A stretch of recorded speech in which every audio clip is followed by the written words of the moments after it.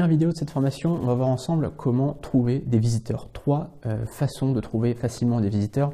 Alors la première chose, c'est le contenu texte, les articles texte, mais attention, pas n'importe lesquels. C'est-à-dire qu'il y a beaucoup de gens qui écrivent des tonnes d'articles tout le temps. Ils écrivent plusieurs articles par jour, vous savez le fameux un article par jour. Alors c'est bien gentil de dire un article par jour, beaucoup de blogueurs vous conseilleront d'écrire un article par jour, mais si c'est un article de 500 mots ou de 450 mots, vous n'arriverez jamais à rien sur Internet.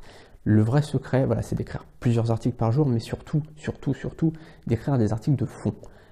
Quand vous débutez, surtout quand vous débutez, écrivez des articles de fond. Vous pouvez commencer par exemple par écrire une dizaine d'articles de fond, ça peut vous prendre une semaine, c'est pas grave.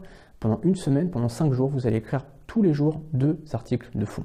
Alors vous allez me dire, ouais, ça prend du temps d'écrire des articles de fond, parce que voilà, concrètement, un article de fond, ça prend au moins 2 heures. Enfin voilà, si vous débutez là, ça prend au moins 2 heures. Pourquoi? Parce que un article de fond, c'est 2500 mots environ, en moyenne, et ça demande quand même de la documentation, ça demande du travail, ça demande pas mal de relecture et tout ça. Alors personnellement, moi je me relis pas vraiment, en fait, pas grave si je fais des fautes d'orthographe, c'est pas vraiment, ça dérange personne au final. Enfin, de toute façon, WordPress corrige un petit peu les fautes, voilà, ça souligne quand il y a des fautes. J'essaie d'en faire le moins possible, mais s'il y en a une ou deux qui passent, c'est pas très grave. Donc voilà, la première chose, c'est d'écrire des articles de fond. Donc écrivez, commencez par écrire 10 articles de fond pour votre site, ça fera déjà un bon démarrage pour votre site. Et ensuite, écrivez de temps en temps, dès que vous le pouvez, écrivez des articles de fond. Donc si vous pouvez en écrire un par jour, c'est bien, mais le plus possible. La deuxième chose, c'est les vidéos.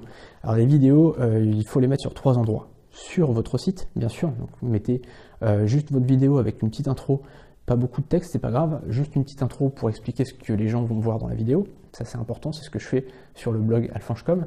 La deuxième chose, c'est de mettre évidemment la vidéo sur YouTube. Allez pas sur Vimeo, pardon.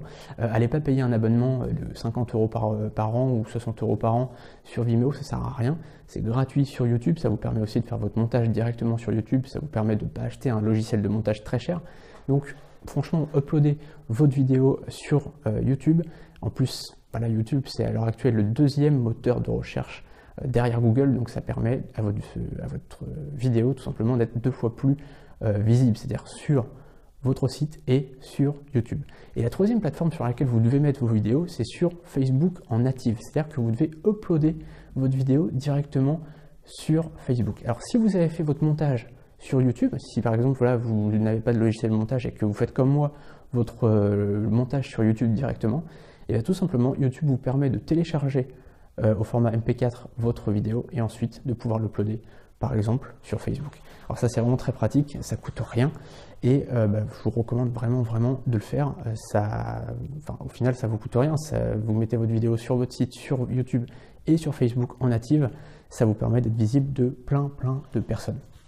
La troisième chose pour avoir des visiteurs très simplement, c'est une technique que beaucoup de blogueurs n'utilisent pas et qui est pourtant assez efficace, c'est d'écrire des articles invités, c'est-à-dire des articles sur des blogs d'autres personnes.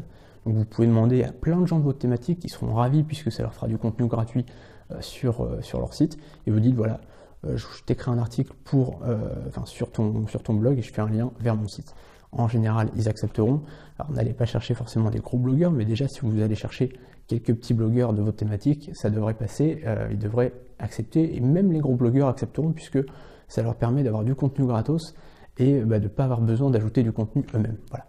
Donc vous avez vu 3 techniques pour avoir du contenu et surtout pour avoir des visiteurs, parce que finalement le contenu entraîne les visiteurs.